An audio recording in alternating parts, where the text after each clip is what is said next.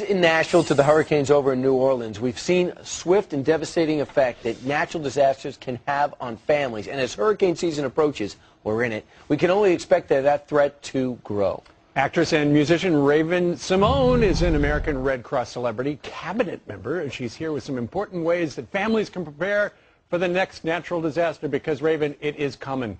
It is coming. It is always here, and American Red Cross and Clorox wants to prepare everyone. So you need to go on to simpleandsurprising.com, get your kit together, which includes food, water, bleach for disinfecting surfaces as well as your water, and first aid, and to be prepared in any case. Get a kit. That's step one.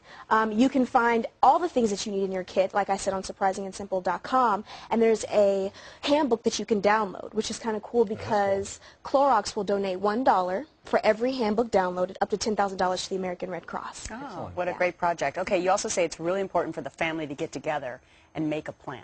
Most definitely. You need an evacuation plan, especially with the hurricane season, like you said, that's coming up. And in special situations, make sure that you listen to your local authorities because you never know what special directions that you need. But in any other disaster, put a plan together, rehearse it, and post it up on your website so that other people in your neighborhood can know what's going on. Tweet it with the hashtag SMPL and surprising. You never know who is going to watch it. Right. I remember about 5-6 years ago when people were talking about you need a disaster plan. They suggested, during the Bush administration, they suggested, okay, with your family, figure out a meeting place. If something bad happens in your neighborhood, figure out where you are going to meet. You should first start in your home. Know all of your exits and entries and all of the fire hazards. Make sure that you have your, all of your protection stuff going on, and then go outside into your neighborhood. Invite the people in your neighborhood to help you with that evacuation plan and know where you're going to go. Make sure you have your kid in your car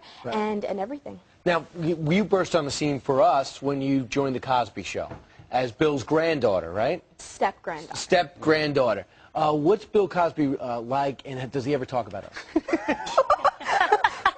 Random. We're trying to save the world here. Yeah, we can do that, but people want to know about you, too.